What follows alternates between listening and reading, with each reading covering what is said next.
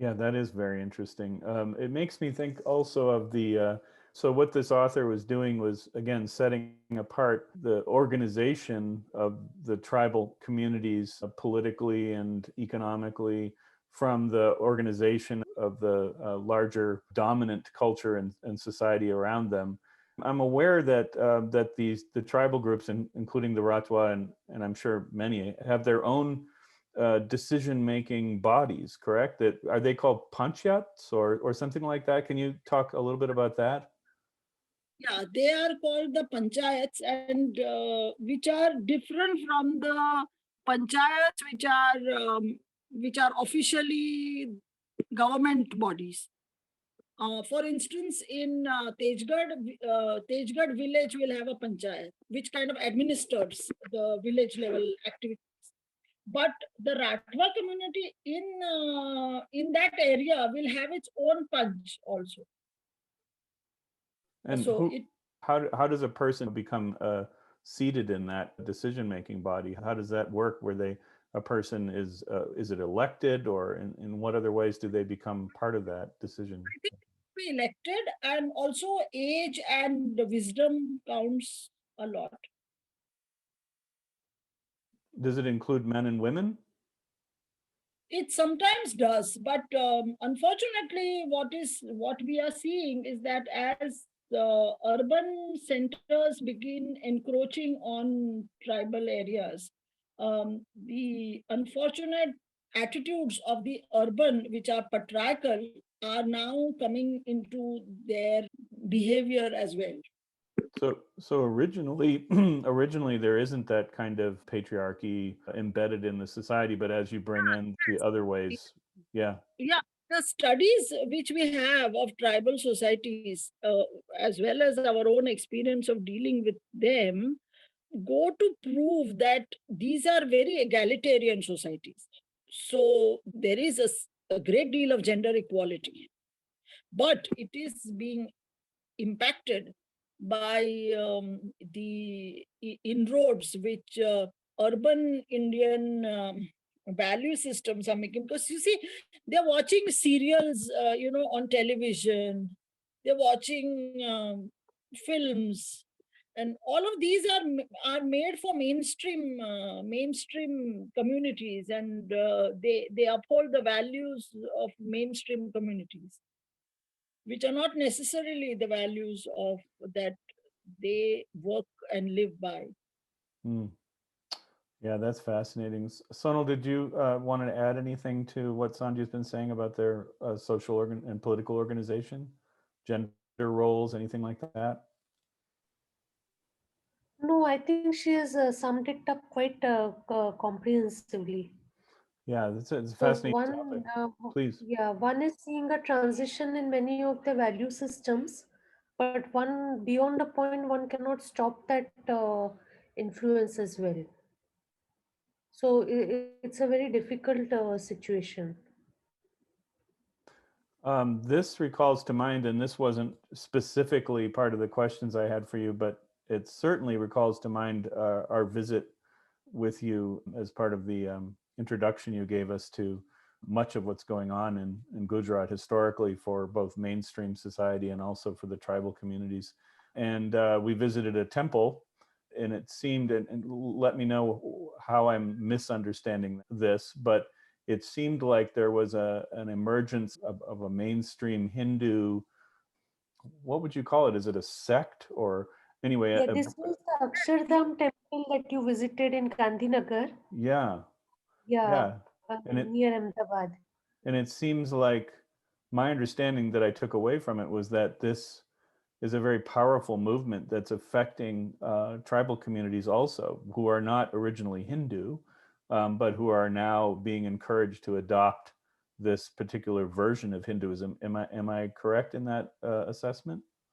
Yes, Yes, to a large extent. Maybe you could tell us a little bit about that process. you're quite right, Mike. Actually, what is happening is that tribals are now being treated more as political vote banks. So there is this, and also there is this whole notion of India being a Hindu nation. So there are many sects uh, born of Hinduism or related to Hinduism or advocating Hinduism in different ways, which have now made inroads in many tribal areas. This is visible, quite visible, even in the Chota Udeipur district where we work. So there are many tribals who you join these sects, and each of these sects promote a different belief. And the overall thing, as Sandhya ma'am said, was that these are actually based. If you look at the basic principle, it's like being recognized by the mainstream. So tribals believe that if they accept the value system of the mainstream, they would be considered being a part of the mainstream. That actually does not happen in reality. Many a times there are even tribals I've heard from friends in at the Adivasi Academy from colleagues that many a time the tribals also go and donate money to the temples and the sects. So it's not only a kind of political vote bank, it's also a money raising drive in whatever capacity they can give. So, of course, it's not. I would not say conversion, but Hinduization, yes, that is happening in a large scale. That is true. Thank you. Sandhya, did you want to add anything to that, to Sonal's assessment? What I would like to add is that if you saw the Swaminarayan temple which you visited, right, it was quite impressive, wasn't it? It seemed almost like, we talked about this, it seemed almost like a theme park, almost Disney, like Walt Disney theme park. Yeah, but it also the subliminal message it sends is that the people who build this have a lot of money. That if you believe in this God, you're going to get some share of that largesse. Okay, and what are your gods? Your gods are people, are those little clay horses and stuff like that which you put under a tree. All right, you're never going to better yourself in life ever. That can be a very strong message, isn't it? So that is where we also find, I think Sonal will tell you more about that. We often find that the staff at the academy, some of them, would take leave because they have some kind of a Hindu ritual in their home, which is not what they should be doing anyway. Their community doesn't require it. But we have been exposed to that also now. So those are very strong points. Of course, let me also tell you that the tribals are a very smart lot. And they are not as foolish or as they just don't believe everything you tell them. They know which side of the bread is buttered. Sometimes they agree to it and they do what you ask them to do, but they, at the end of the day, they believe in their own gods. Like, for instance, the person who is the honorary director was telling us that recently there have been some deaths of young people in many Ratwa homes. And the general belief is that you are forgetting your own gods and going after other gods. And that is how your own God is taking revenge on you. So please come back into the fold. Oh, that's amazing. That's a really, is this a recent phenomenon? Very recent, very Yeah. recent. He told this to me just a few months back that no, Wow. things are changing. That is so fascinating. Oh, wow. Okay.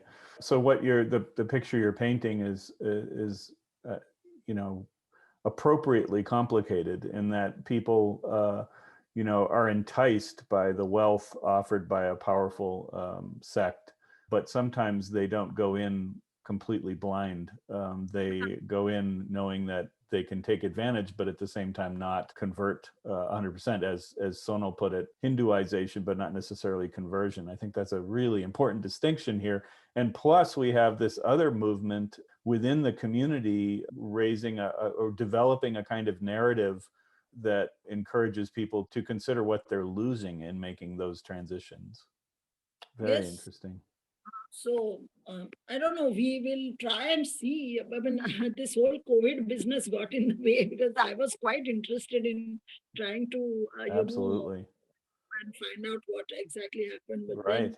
then Right. this COVID thing stopped all our movement in that area. So Yeah. Yeah. Wow. Okay. Thank you for both of you for that. That was very, very interesting.